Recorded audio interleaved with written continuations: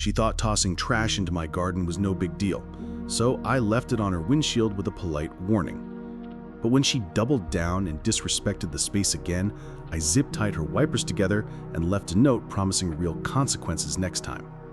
Welcome to Neighborhood Justice.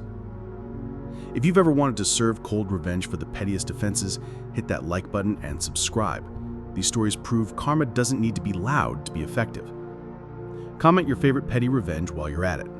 Now, let me tell you how one careless neighbor learned her lesson the hard way. I live in a pretty densely packed urban area.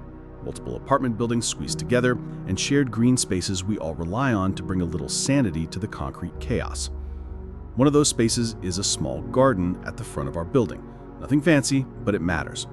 Shrubs, hedges, and a few seasonal flowers that some of us actually take time to maintain. So picture this. It's a lazy Sunday afternoon. I'm heading out to grab a coffee, and I see this woman, a neighbor, though I didn't know her exact unit, casually get out of her car, open the back door, grab a handful of fast food wrappers and soda cups, and toss them directly into the hedges. Not beside it, not near a bin, directly into the center like she was feeding a trash-hungry monster. I froze. It wasn't even a sneaky act, no shame, no hesitation, just a hit-and-run littering job. Now, I'm not the confrontational type, especially when it comes to unpredictable strangers, but I wasn't about to let that slide.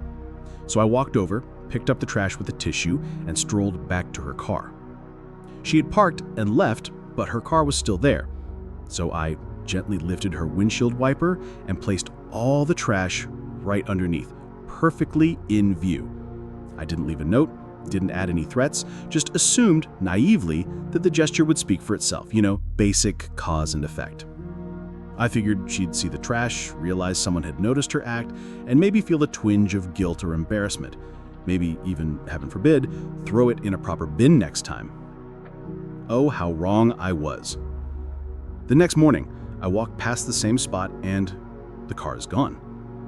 But the trash? Still there, right on the ground where the car had been. That's when I realized this wasn't ignorance, it was entitlement.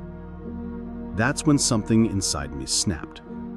A mixture of disbelief, irritation, and the quiet fury of someone who genuinely tries to respect shared spaces. Now, here's the thing about me. When I get mad, I don't yell, I plan. So I picked the trash up again, brought it home this time, and called someone who has decades of experience in the art of petty revenge, my father.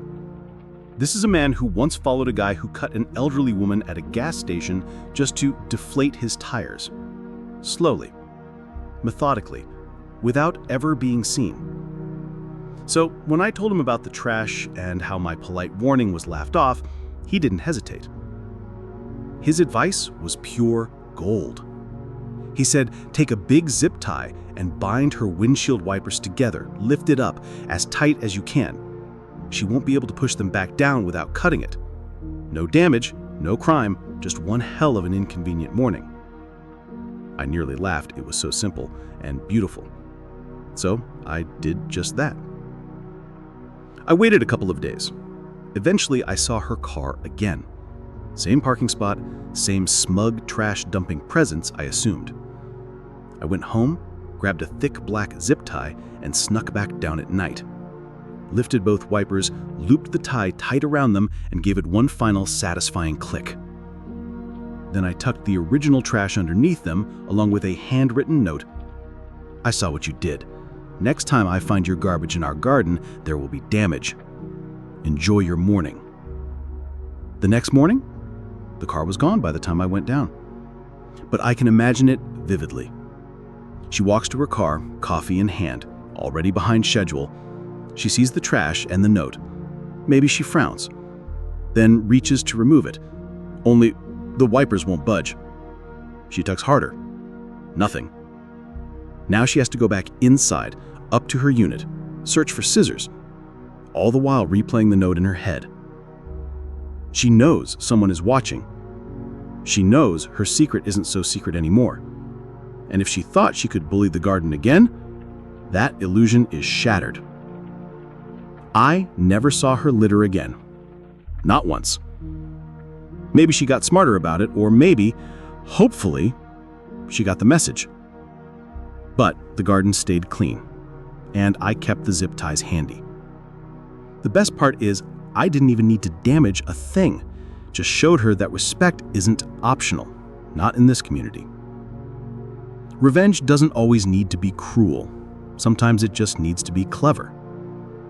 A zip tie, a little note, a healthy dose of embarrassment. Sometimes the smallest actions send the loudest messages. If this tale of garden justice made you smile, hit that like button and subscribe for more real-life Reddit revenge stories. Got a story of your own? Drop it in the comments and tell me, what's the pettiest way you've ever gotten back at someone? Until next time, remember, keep it petty, keep it clean, and always recycle.